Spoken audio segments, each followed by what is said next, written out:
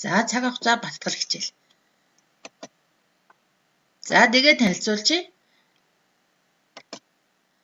Хичээлд идэвхтэй оролцсон багшийг тайлбарлаж байх үед зэрэгцэж ярихгүй микрофоноо хаасан байх ёстой. За хичээлийг бүрэн гүйцэтгэх тэмдэглэж авна. Гэрийн даалгаврыг тогтмол хийж тухайн өдөртөнд багтааж ангийн класс room Facebook хаягт илгээс байх ёстой. За ойлгоогүй мэдэхгүй зүйл гарах юм бол багшаасаа асууж баттгаарай. За тоонуудын үр журийг олох ийм дасгал өнөөдөр нэгдүгürt баттгах нэ. За 4 ба 2-ын үр жур 8 байх нь байна. 7 ба 3-ын үр жур хэдвэ? За энд багш нь 7 ба 3 гэд үгийн одоо дунд тоонуудын дунд ба гэсэн үгийг ашиглаж байна тийм ээ. За тэгээ үр жур байх уу гэд ноогдур байх уу энэ болгоныг өнөөдөр ялгаж сурах нэ. За 7 ба 3-ын үр жур нь 21 байх нь байна. За амжиж хичээрэй минь хүүхдүүд. 6 ба 4-ийн үр жур нь 6 ба 4 гэдэг маань үр жур гэж байгаа учраас үржүүлэх тэмдгийг тавьж бичиж явна. 6 ба 4-ийн үр жур 24. Та нар дээрээ 6-г үржидэг нь 4 тэнцүү 24 гэж бичиж явах нь байна. 7-г үржидэг нь 3 тэнцүү 21 гэж бичих нэ. За 8 ба 5-ийн үр жур хэдвэ? За 8 ба 5-ийн үр жур 40 гарах нь байна. 8-ыг үржидэг нь 5 тэнцүү 40. За цааш нь үргэлжлүүллээ. За багш нь дэлгэц бичиж байгаа учраас амжаагүй хүүхдүүд бас бичлэгээ ангийн группээс хайж болоод үзээрэй минь хүүхдүүд. За 2 дугаарт нь баттгах хичээл маань ноогдур хэд болохыг олно гэсэн байна. За 15 ба 3-ын ноогдур. 15-ыг ноогдур гэдэг маань 15-ыг 3-д хуваагаад гарч ирсэн хариуг хэлж байгаа. 15-ыг хуваадаг нь 3 тэнцүү хэдвэ? За энэ тоонууд нь харагдаж байгаа байх гэж бодож байна багш нь. Жохон бүтгэн дэвсгэр дээр одоо адилхан шахуу өнгөөр бичигдчихэд байна. 25 ба 5-ын ноогдур. Өөрөөр хэлбэл 25-ыг хуваадаг нь 5 тэнцүү 5.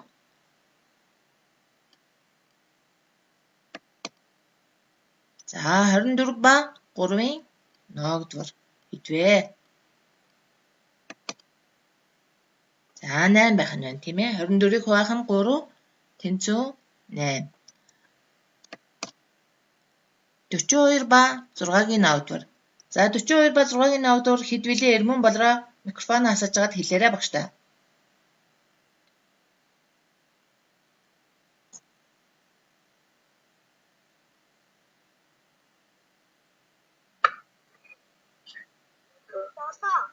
За 7 байх нь байна.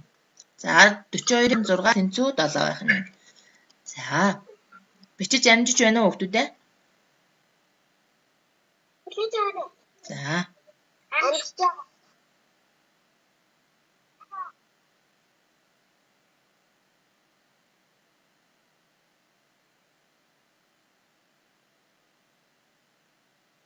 Биччихлээ. За.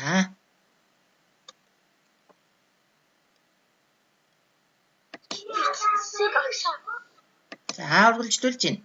За зүй тогтлыг олъё гэсэн. За зүй тогтлыг олох энэ хичээл маань ихэвчлэндээ сэтгэх чадварын хичээл дээр явагддаг боловч тооны хичээлээр бас орж явдаг нэг чадварынх нь нэг байх нэ. За энд за сайн хараарай. Одоо яасан гинэ? За минийхүү дараа нь бичлэгээ давтаж үзээрэй. Багш нь бичлэгийг ангийн групп руу оруулчихна. Давтаж үзээрэй мэдөө. За энэ 30 5 27 8 24 11 21 гэсэн ийм үргэлжилсэн дарааллууд байна. Тэгвэл энэ дарааллууд бие биенээсээ бас ялгаатай харагдаж байна, тийм ээ? Яг дараас нь тоо юм уу гэтэл үгүй байна. Өгсөн уруудсан дараалал байна уу гэтэл үгүй байна. Тэгвэл одоо үүнийг заавал алгасуулж харах шаардлагатай байдаг. За ингэж хараад сүүлийн 3 орныг нь одоо ямар тоо байна вэ? Одоо ямар зүй тогтлоор энэ тоонууд гарч ирж вэ гэдгийг сүүлийн 3 одоо тоог олох ийм зүй тогтол байж байна. За энд багш нь алгасуулаад ингээд тэмдэглэсэн байж байна. За тэр шар тоонууд бас нэг дараалал болж харагдаж байна гэсэн үг тийм ээ. За 30 27. За энэ 24.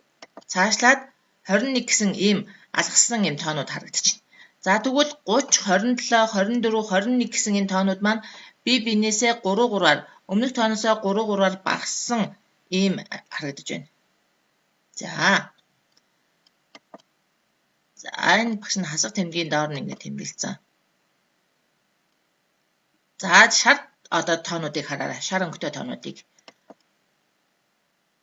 5-аас 8 руу 8-аас 11 руу алгасаж очсон байна. За ингэж алгасахдаа бас 3-3-аар нэмэгдсэн байна. За үүнийг одоо дараагийн тоонууд нь тэгвэл одоо 11-ийн дараагийн тоо хэд байх вэ гэдгийг багштай телефон хэлээрэй. За багштай хэлээрэй. Телефонээ хэлээрэй багштай.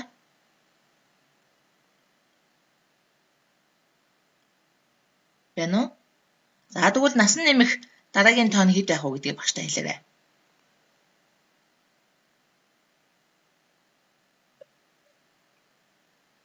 Тоогоо алгасуулж харсан байна шүү дээ. 14 байх нь байна. За тэгвэл 21-ээс одоо дараагийн тоог нь алгасуулаад харъя. Үүнийг нямжин хэлээрэй багштай.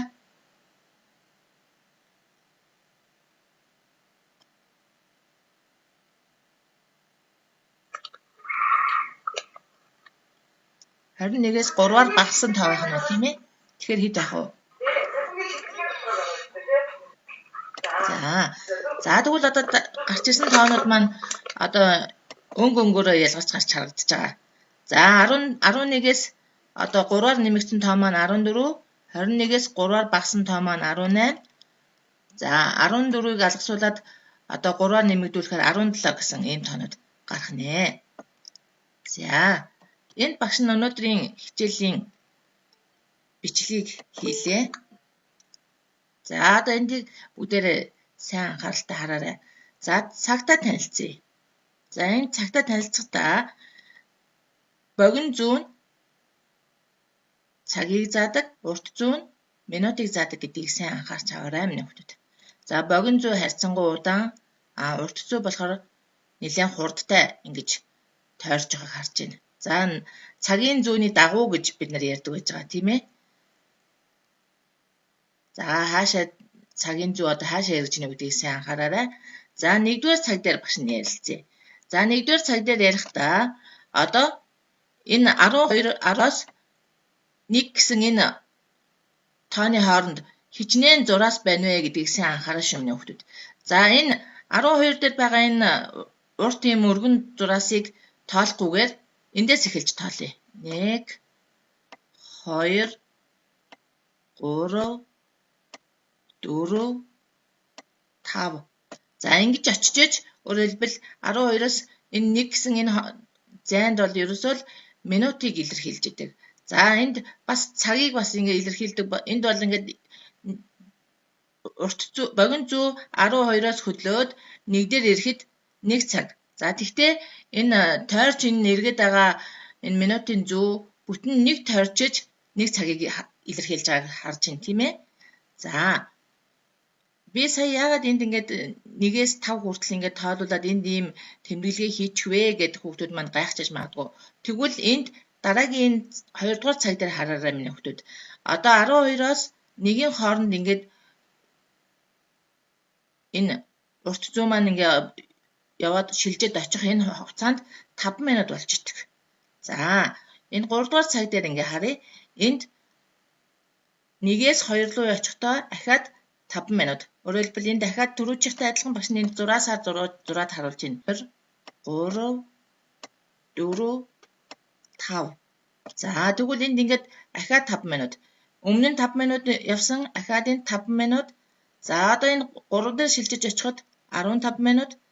За энэ минутын зүү маань явсаар 4 дээр шилжиж очих юм бол 20 минут болж яхна. За үүний утгыг миний хүүхдүүд маш сайн олох нэ.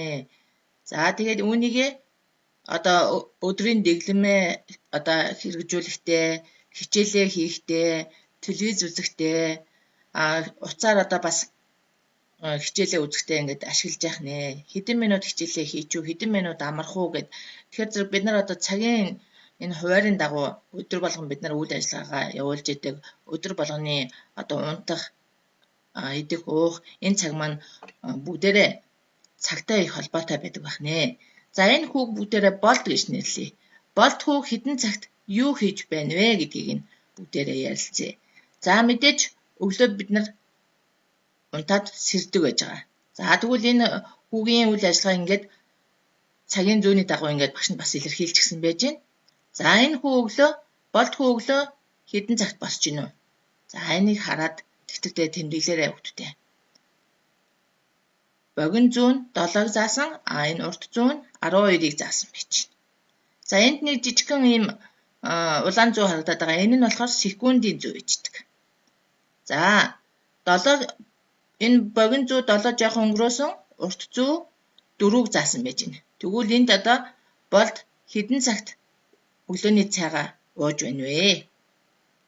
За дараагийн үйл энэ богино зүү 2-ыг өнгөрөөж заагаад энэ урт зүү болохоор 6-г заасан байна. Тэгвэл болд хүү хэдэн цагт хичээлээсээ гэртээ ирсэн байх вэ гэдгийг зааж байна. За одоо энд оройн хоолой идэж байна. Өдрийн цагаа ууж байгаа юм байна. За энд урт зүү 12-ыг богино зүү болохоор 3-г заасан байна. За болд зурагт үзэж байна. Зурагт үзэхдээ зааж байгаа цагийг харъя. За энэ богино зүү 5 руу, урт зүү 12 руу заасан байж байна. За орой болоод унтаж байна. Унтахад энэ богино зүү нь 9-ийг, урт зүү нь болохоор 12-ыг заасан байж байна. За үүнийг миний хүүхдүүд өмнө нь бид нар танхимын сургалтын үеэр нэг 2 цаг үзсэн байж байгаа. Тэгэхээр зэрэг та нар цагийг бол хараад ингээд мэдэж байж байгаа. Цаг, дижитал цаг гэж хоёр хуваадаг байж байгаа. За тэгэхээр зэрэг энэ цаг маань аналог цаг байх нь тийм ээ. Аналог цаг гэдэг маань 5 минутаар ингээд нэмэгдэж байгаа нь ингээд харагдчихэдэг юм байх нь байна.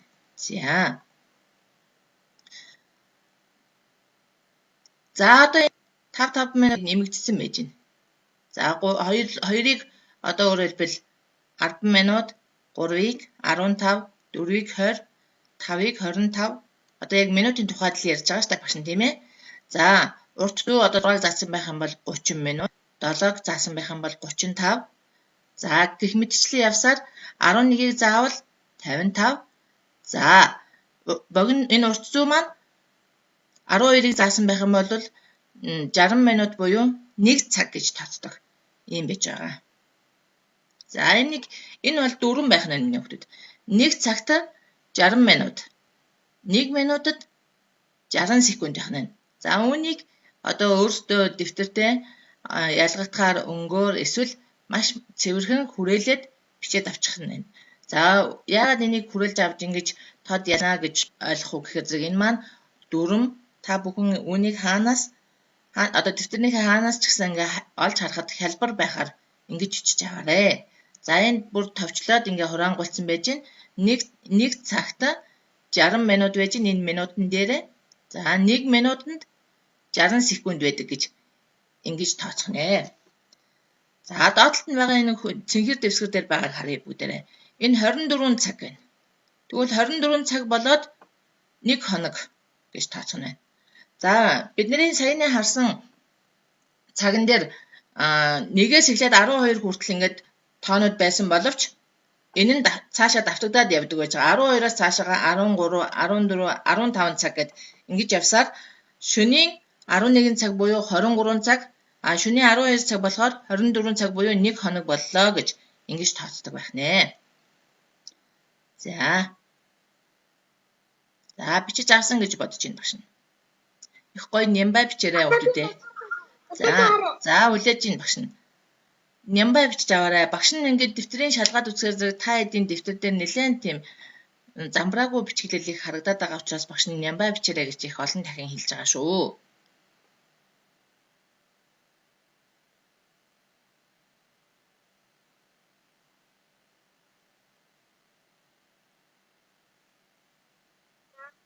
За амжсан байх гэж бодож байна багш нь. Болсон уу? Амжсан уу? Амжсан. За одоо болсон.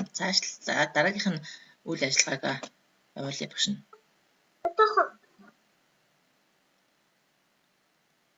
За нэг 30 секунд хүлээчээ багш нь. 30 секунд гэдэг маань 1 минутны тал байх нь шүү дээ, тийм ээ? За тэгэхээр их хурдан хийн гэсэн үг шүү дээ.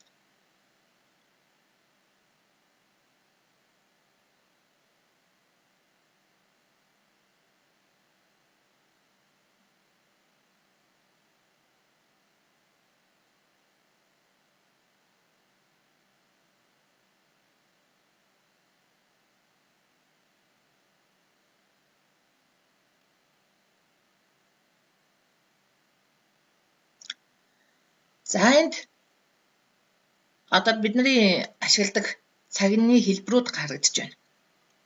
Доотлын цагийг бол бид нар шууд уншаад 10 цаг болж байна. Яг 10 цаг тэг минут гэж ярьдаг. Тэгвэл дээдлийн дугуй цаг дээр богино зүү 10-ыг заасан байна. Урт зүү 12-ыг заасан байна. За харьцуулаад харах хэрэгтэй болж байна бид нар, тийм ээ? Харьцуулж харах хэрэгтэй. За дараагийн цаг дээр 10 цаг 15 минутыг заасан байж. За дээдлийн дугуй цаг буюу аналог цаг дээр 10 цаг ялимгүй одоо 10 арталт жоох ялимгүй өнгөрцөн байж харагдаад байна. Богино зүү. Урт зүү болохоор 3-ын тог заасан байгаа учраас 10 цаг 15 минут болж байна гэж бид нар хараад ойлгох болж байна.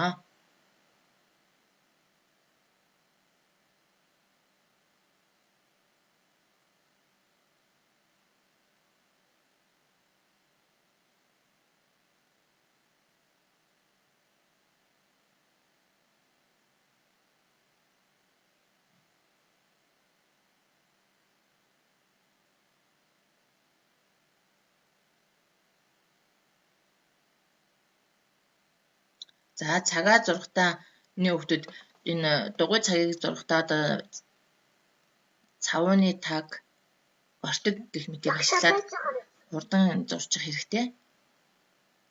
Нэлээд хурдтай зурж ажиллаж сурахгүй бол миний хүүхдүүд цаг хугацаа нэлээд хурдан өнгөрөөд байгаа шүү. Цавууны тагаа ашиглаж болно, ортог ашиглаж болно, тийм ээ? Дугуй хэлбэртэй зүйлсүүдийг ашиглаад маш хурдан зурчих амжтгаа гэж багш нь танаад хэлж өгч байсан шүү дээ. За энэ дөрвөлжин дүрсийг бол яг хуу мэдээж дэвтрийнхээ нүдийг ашиглаад хурдан зурчих боломжтой байж байгаа. За та нарт бол энэ дижитал цаг буюу харахад 10 цаг тэг минут гэж уншиж байгаа энэ одоо цаг их хялбархан байдаг. За гэвч энэ дээдлийн одоо энэ аналог цаг буюу энэ тоогоор илэрхийлэгдсэн одоо энэ минут секунд ингээд тойроод эргэжээдэг энэ цагийг бид нар бас ашиглах шаардлагатай байдаг. Заавал одоо ашиглаж сурах ёстой ийм юм зүйлийн маань нэг болж байгаа учраас багш нь энэ хичээлийг өнөөдөр бэлдэж оруулсан байж байгаа. Учир нь юу вэ гэхээр зэрэг бид нар одоо өдөр тутамдаа маш их үйл ажиллагаануудыг явуулж байгаа, маш их олон зүйлсүүдийг амжуулах шаардлагатай ийм шинэ одоо 90 үед ирсэн байгаа шүү дээ. Тэгэхээр зэрэг тэр үүднээсээ ч тэр бас цаг хугацаа гэдэг маань маш их үнэлж баршгүй зүйл байдаг гэдгээсээ ч үүдээд цагийг заавал үр бүтээлтэй өнгөрөөж явах ёстой гэдэг ийм ойлголтыг бас аваарай хүүхдүүдээ. За дараагийн хэсэг рүү шилжлээ багш нь. Байж байгаа багш. За.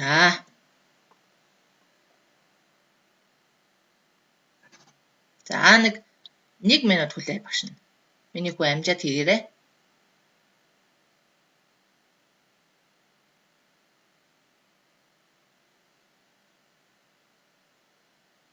Болчлоо багш. За. За гэрэн даалгавар.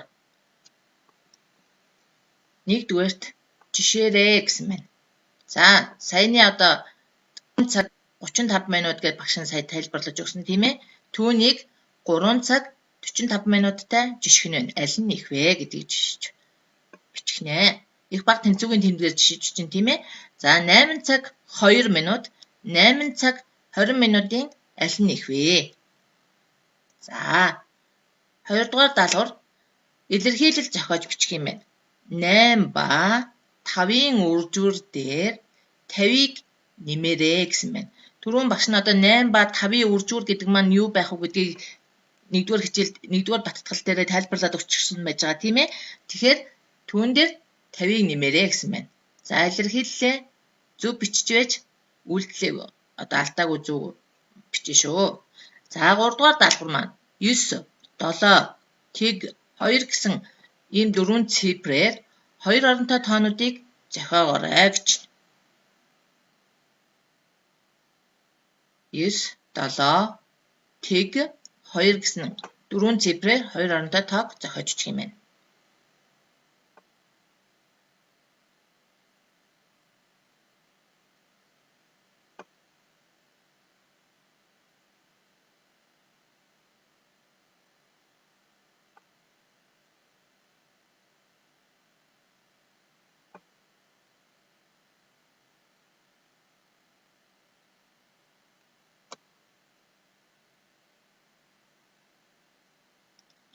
За, бичлэгээ багш нь ангийн групп руу оруулна. За, хүүхдүүдэд амжилт хүсье. Хичээлдээ идэвхтэй оролцсонд баярлалаа. Эрүүл мэндийн дэглэмээ сахин, гараа сайн угааж, амин дэмээр баялаг, хоол хүнс хэрэглээрэй. За, сайхан амраарай. За, баяр та хүүхдүүдээ.